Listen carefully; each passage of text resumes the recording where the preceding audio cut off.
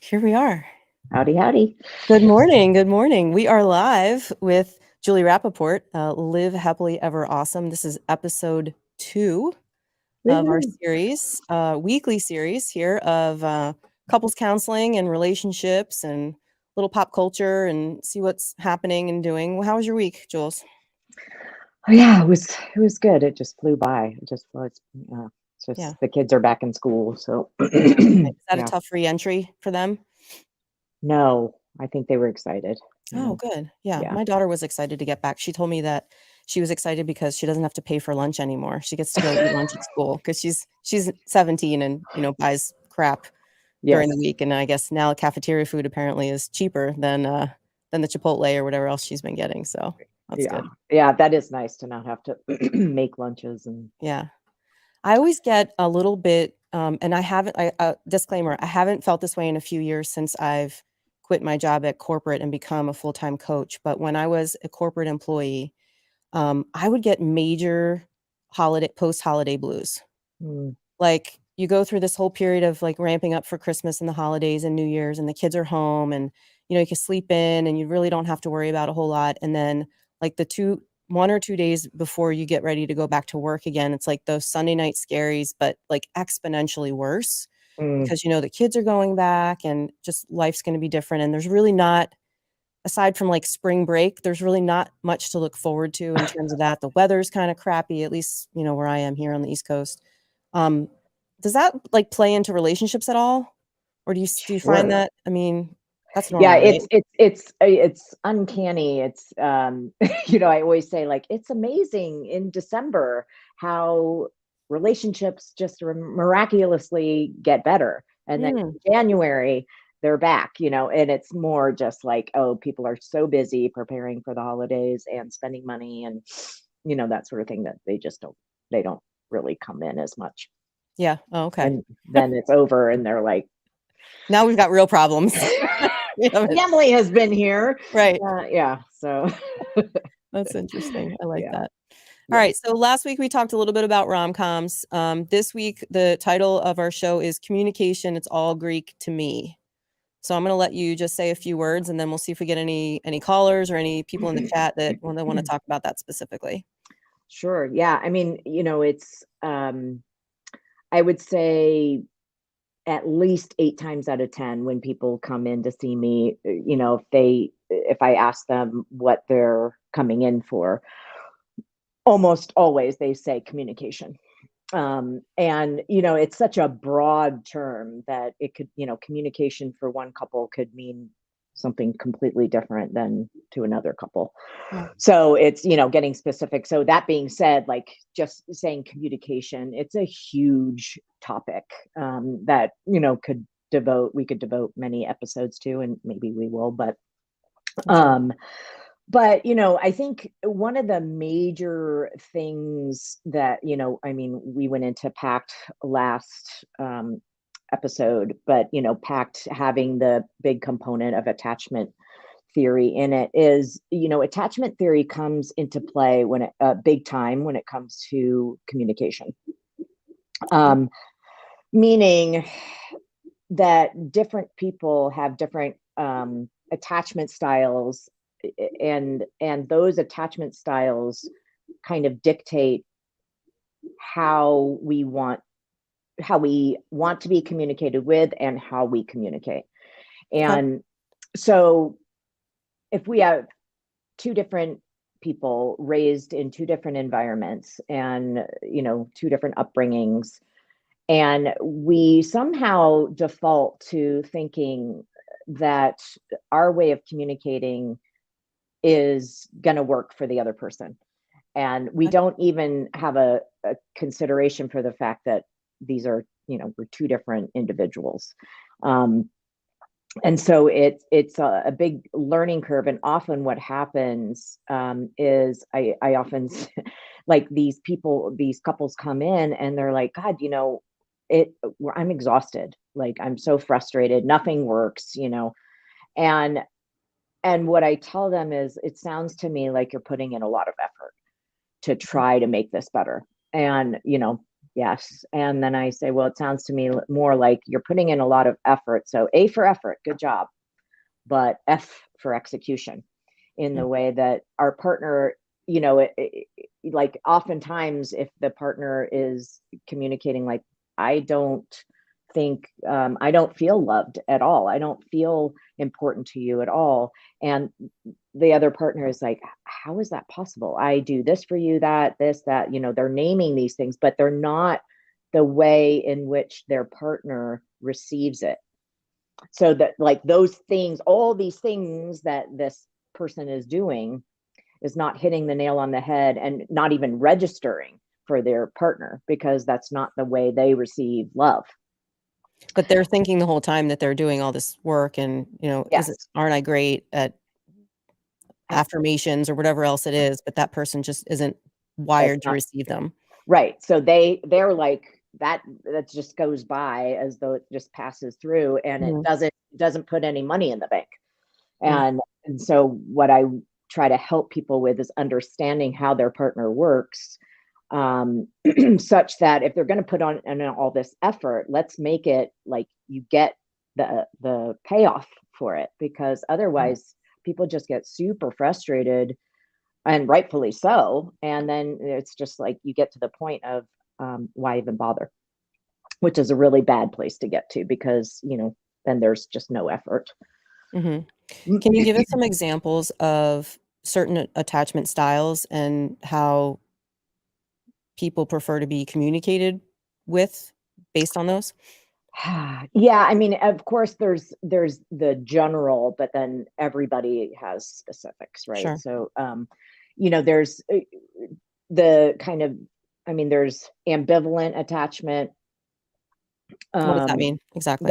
that means, and it's also called anxious attachment.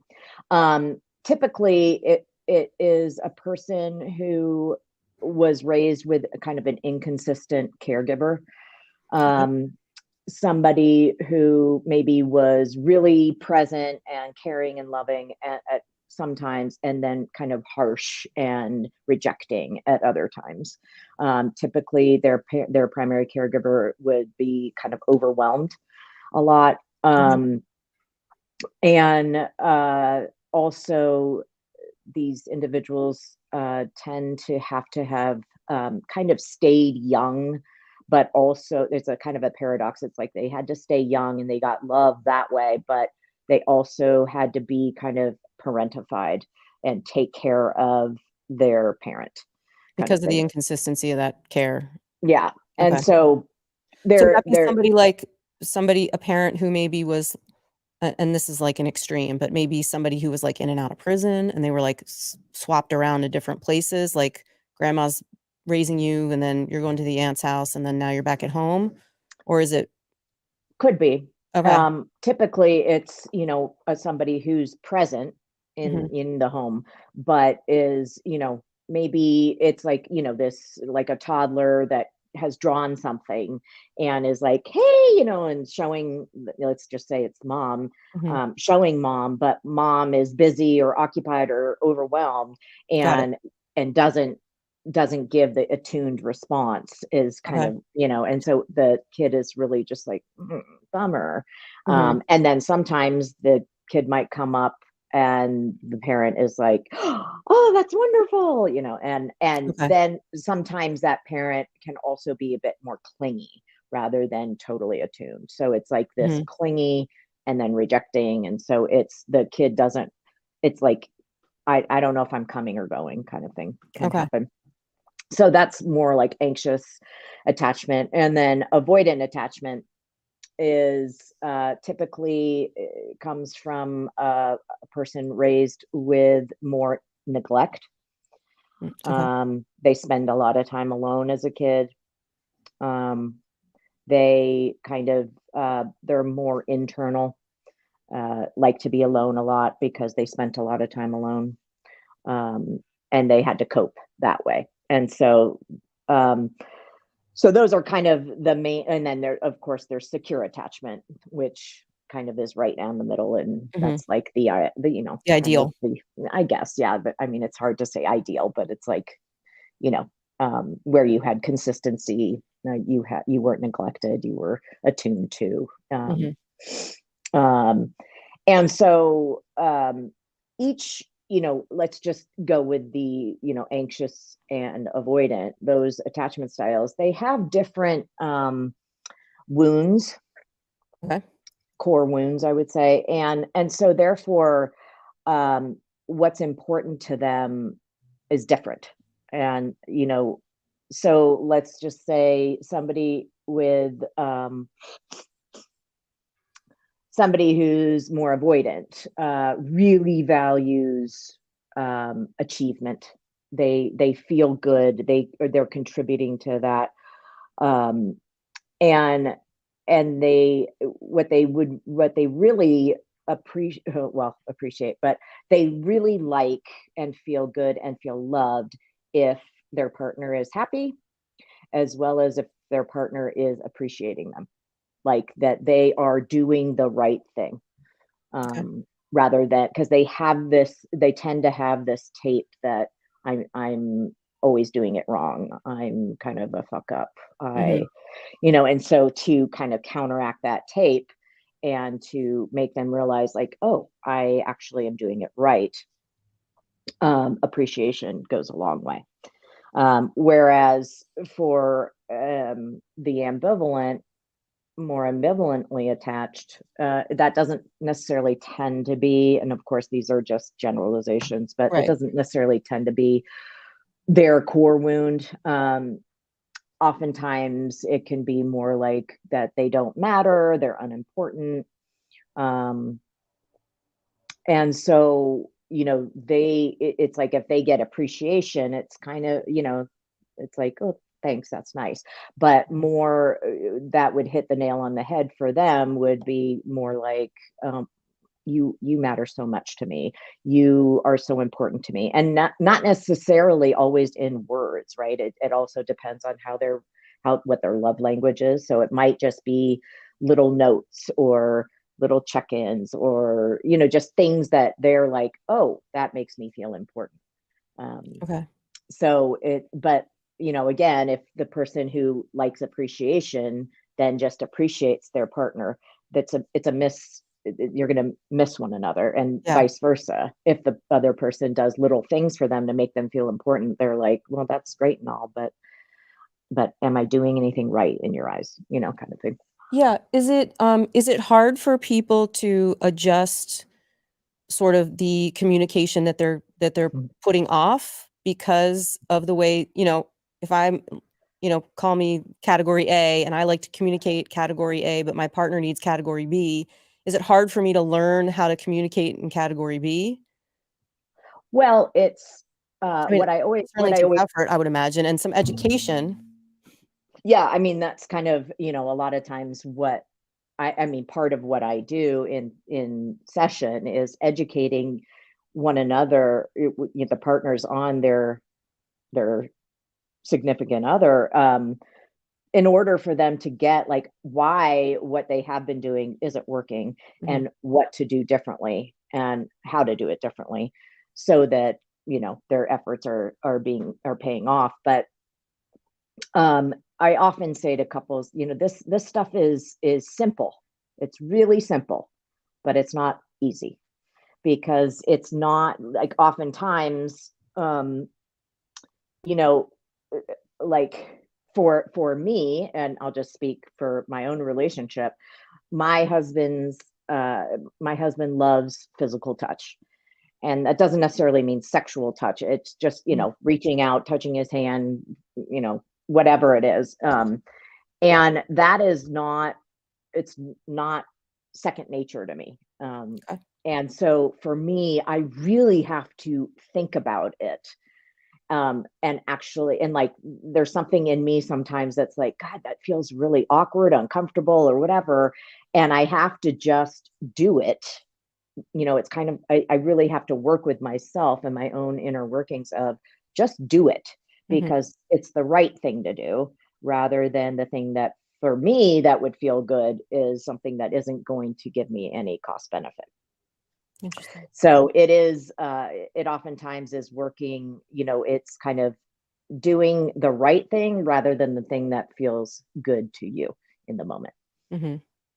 Yeah, and that's hard because when especially if you're reacting to things, in real time, it's a lot easier for you to sort of just go with your instincts, which are going to be, the things that you want to do or receive. Yeah. And then what happens, your partner feels unseen and misunderstood. And, we all want to feel really seen and understood. And so it's really in our best interest to really put our efforts towards what they're needing, because if they're good, I'm good. Mm-hmm. And if they're not good, I am not good. Yeah. And everybody knows that, but we seem to try to forget that and just become kind of selfish, and Mm-hmm. we default because humans misbehave. We just do that. Right. So knowing that, is it true then that opposites attract? Hmm. Oftentimes, yeah. Mhm. It's it's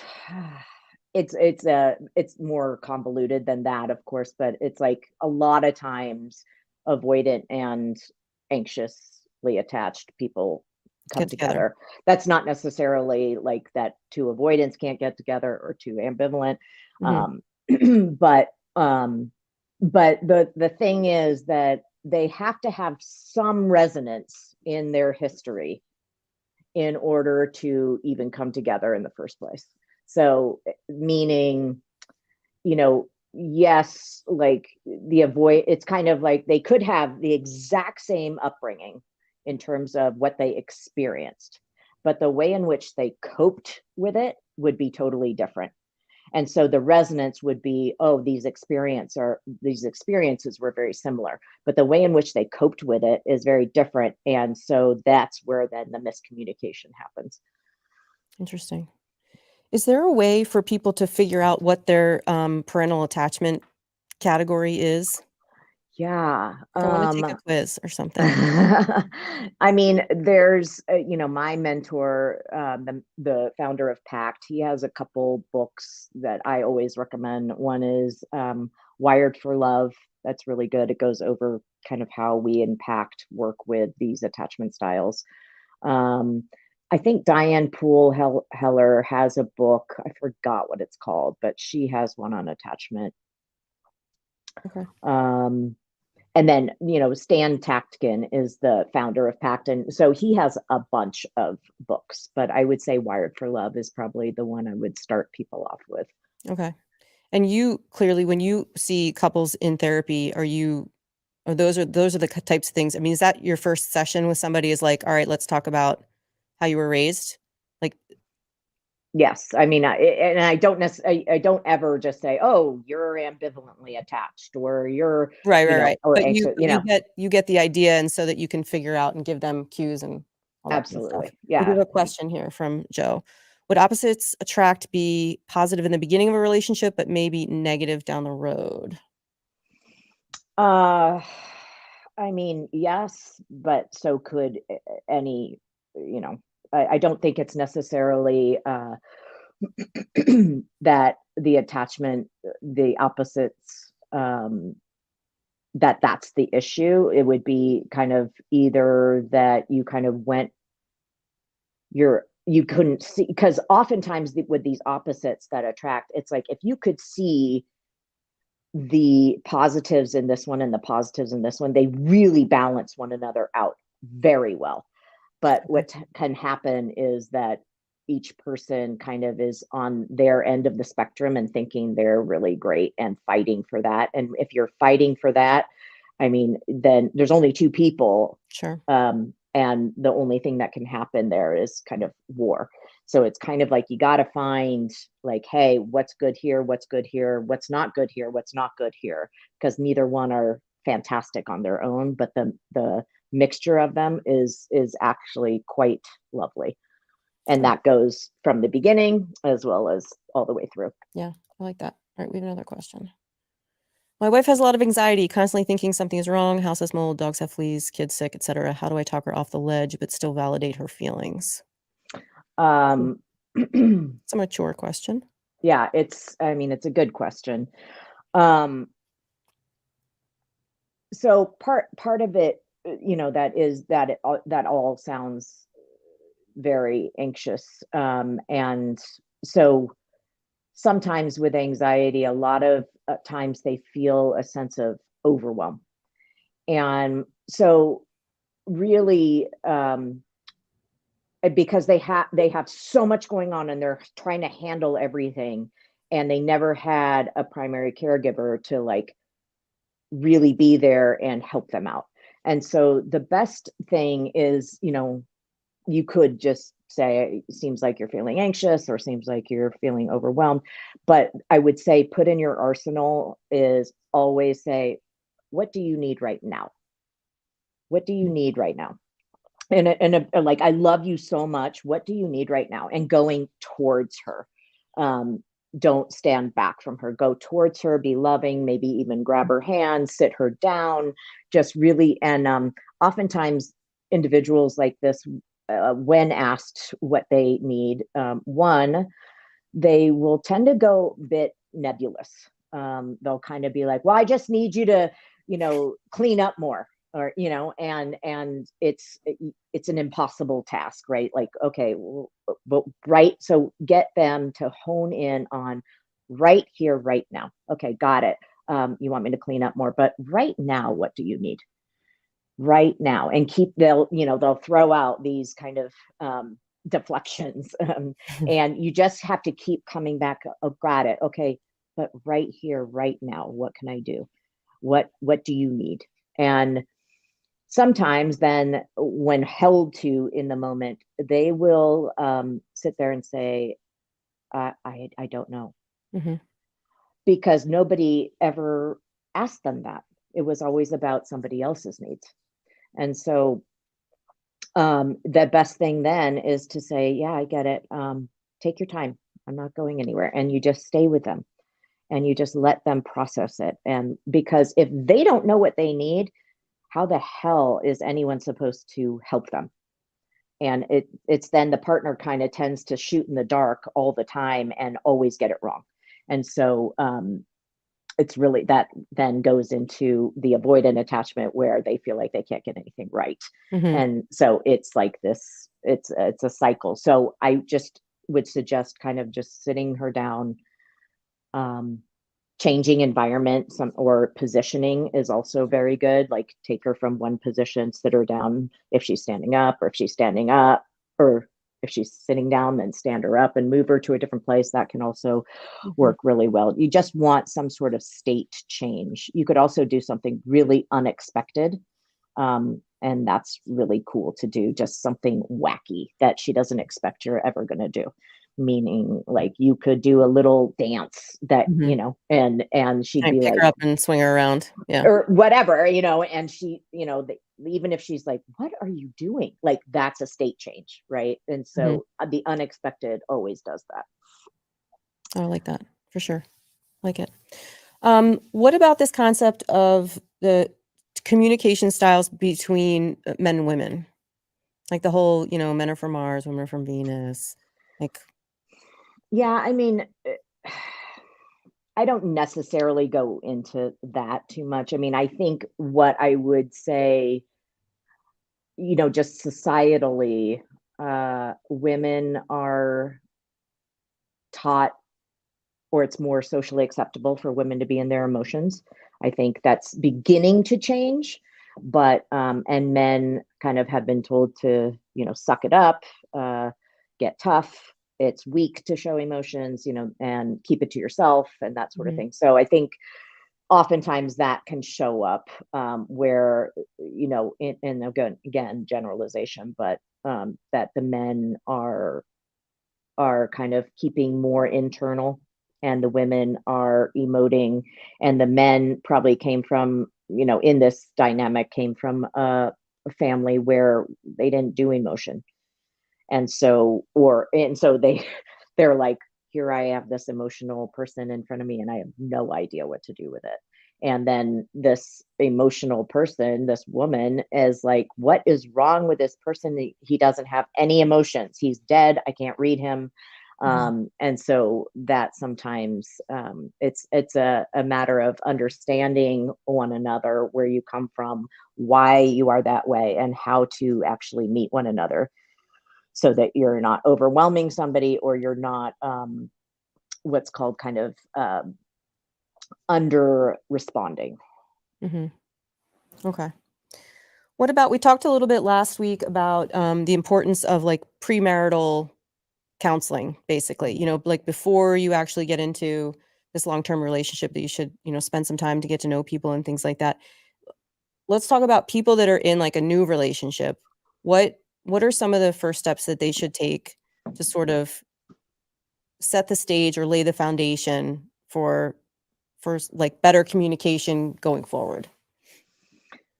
Yeah, I mean, I think sharing about your how you were raised. What did you guys talk about things? Did you not talk about things? Did you, what about emotions? Were you told that crying was bad, or what, were you tended to regularly if you were upset, or were you sent to your room? Like, all these things are really good, and like kind of take notes of what your partner is telling you, because that's going to be their go-to. That's going to be their expectation of how to do things. And then you can say, wow, that is so different. I need this, or wow, it sounds like you need more space. And that Mhm. would be so contrary to what I need. And also so contrary to what I would naturally think to give you. Right. So just kind of talking about those things, I think would, I mean, aside from therapy, of course, but Yeah, I think that would go a long way and help you to better understand one another, and be able to, and asking one another, like, when you're upset, what works for you? What do you typically need? Do you need a hug, or do you need space, or do you need to talk, or do you need to go for a bike ride? Like, what do you need? And that would give you some hints of how to work with one another. ice cream. Ice cream is, pretty It's always much pretty the good. go-to. Yeah. Yeah. I like that a lot. Okay, good. Any other sort of tidbits on this communication piece that you wanted to make sure we talked about or shared? Um, I know we had some notes, but I don't have them in front of me, of course. yeah, I mean, I guess, it's Greek to me, just really kind of comes down to like that, how we each speak our own language. And we're thinking that, like, if I speak French and you speak Greek, and I'm trying to, I'm just speaking French to you because I'm like, of course you know French, and you're Yeah. like, I have no idea what you're talking about, and you're speaking Greek to me, and I don't know what you're talking about. Like, your responsibility to me as my partner is to learn French fluently, Mm. and my responsibility is to learn Greek fluently. And so, and that way we really understand one another. We know one another, we feel seen. It goes very, very well. Yeah, and I assume too, I don't need to go away and buy some app and learn it. Like, I wanna learn it from you, Yeah, right? learn it, Like, you learn from teach one me another. your language. Yeah. I mean, it's a little bit harder, I think, to do on your own. You might need a little bit of guidance Mhm. from a therapist, but it's not impossible. You certainly can, I would recommend, Wired for Love and Relationship RX, and Cool. these written and oral communications from from Stan that really could help. And there's little exercises too that are at the end of chapters that you can do that would help. Okay. Relationship RX, is that another book that you just remembered the name of? Is The that the relation, well, that's Stan, another one of Stan's. That one is on audio only, and okay, you can listen together in and the do comments the here exercises. so you can see it. Alright, we got a new listener here. Are there strategies to address or overcome one partner's resistance to learning the other's language? Hmm. That's a bigger issue. Why wouldn't that person want to learn their partner's language. One, because it's going to make their life easier. And two, then why are they in a relationship if they don't want to get to know their partner and really have their partner feel seen and understood? Like, so that would be a bigger issue as far as like what's going on. You know, it's more like what it sounds like to me is that person is kind of defaulting to a one person system while within a two person system. And when you do that, that's never going to go well. You have to, if you're in a two person system, you have to function as a two person system. And that means I scratch your back, you scratch mine. I do for you as what I expect from you is to do this, and I will do the same. It's fair. And so it makes it's a little bit concerning. That question is a bit, you know. Uh-oh, stay tuned. Maybe you can call in. There's a phone number to call. Okay, so what are our plans for next week? Next week we're going to talk about CrossFit and relationships. I love it. Yeah. So there's a lot to unpack here. I feel yeah, like that's another one we could a million shows on that. Maybe what we'll do is we'll have people put in the comments here if they have specifics, not in the chat, but in the comments once this publishes to YouTube on specifics there, because there's a lot going on. You know, you've got love triangles, infidelity, you have relationships between coaches and athletes, you have, you know, I know last week somebody was saying something about, you know, having a partner very much into CrossFit and having another partner not into CrossFit, and like, how does that dynamic work? So I definitely think, you know, when we pose the question, is CrossFit bad for your relationship? And that the answer is it depends, right? And there's lots of different scenarios that we can sort of unpack there. So I think we definitely will have a lot more engagement next week with definitely with the folks that normally follow us here on this channel, because a lot of us are CrossFit athletes. Yeah. So that'll be really cool. I'm looking forward to that. And that is Tuesday, 12:30 Eastern, Tuesday, January 10th. So we're only going like 4 days before another show. Yeah. So that should be a lot of fun. Yeah, and just to put it out there, if there's things that you all really want to hear about more, like, please put them out there. We'd love any suggestions. We want to give you what you're wanting. Yeah, I mean, right now, Julie and I are, you know, Julie's coming up with these topics just kind of based on what she sees in her practice, and I'm, you know, she's bouncing them off of me, and I'm giving her some ideas as well. But this is your show, you guys that are listening, like, we're doing this for you. So definitely let us know. Go on Instagram and follow Live Happily Ever Awesome on Instagram. That's where all the content from the show is going to go. Obviously, Clydesdale Media will be covering and sharing those posts and things like that. But we'd love to do some things on Instagram, but we only have like 15 followers. So we need more. Need more followers there to, you know, get the ball rolling and get this community really open and talking about stuff that nobody really talks about. I love that we're doing this. And please share with friends if you find it beneficial. And share, promote, invite them to the show, listen with them, listen back with your spouse, pick up some tidbits, whatever you think you need to do would be great. Yeah. Okay. And hit me up if you need to. Yeah, definitely. Yeah. You're the best. All right. Thank you so much. You guys have a great week. And hopefully we get some callers next time. We'll see you